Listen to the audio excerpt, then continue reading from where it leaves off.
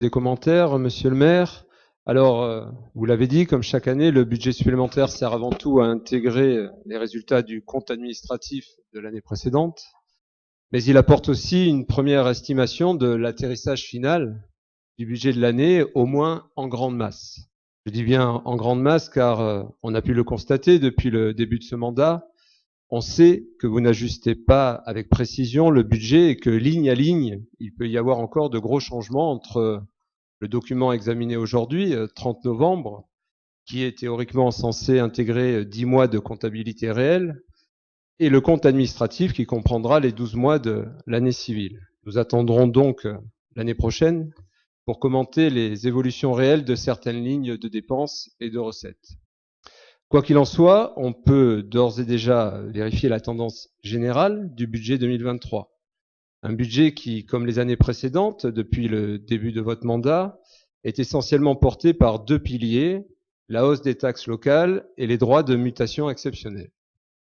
Malgré notre demande insistante en début d'année de faire un geste pour nos concitoyens, que vous avez refusé, les taxes locales ont bien augmenté de 12,4% comme prévu. Les Vensois l'ont constaté sur leur avis de taxe foncière.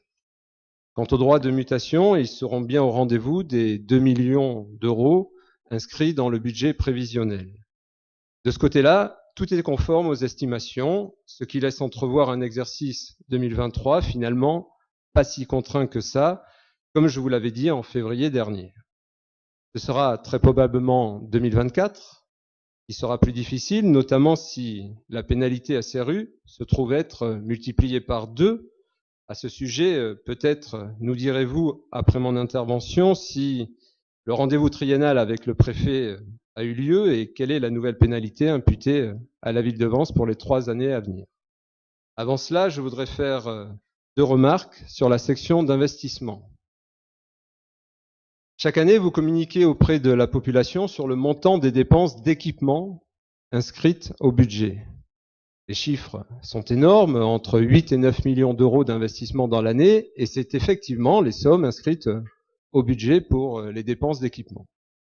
Mais chaque année, vous oubliez de dire aux Vensois, a posteriori, qu'en réalité, vous n'avez un taux de réalisation qu'autour de 60% de ces montants d'investissement.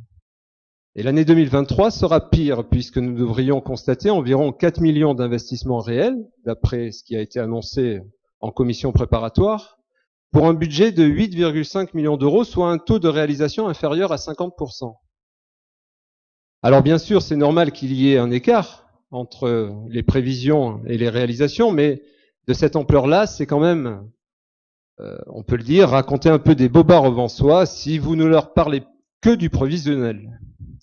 D'ailleurs, je vous rappelle que la Cour régionale des comptes a déjà fait une observation à ce sujet. Maintenant, peut-être avez-vous décalé ou annulé certains investissements tels que nous vous l'avions suggéré au moment du vote du budget 2023, vous nous direz. C'est le premier point. Le second point concerne le montant des études pour la couverture de la piscine. 102 000 euros d'études. Un chiffre énorme et encore plus scandaleux qu'il y a déjà eu plusieurs études de couverture de la piscine.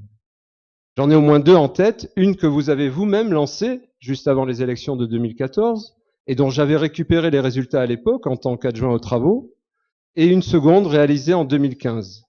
À titre d'information, la première a coûté 14 000 euros, la seconde 12 000 euros. Là, vous refaites des études pour cette fois-ci 102 000 euros.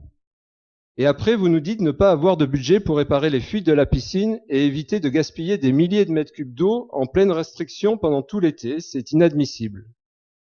D'autant que, sans aucun marché de travaux en vigueur aujourd'hui pour réparer ces fuites, nous risquons encore de nous retrouver dans la même situation l'été prochain. Je vous remercie.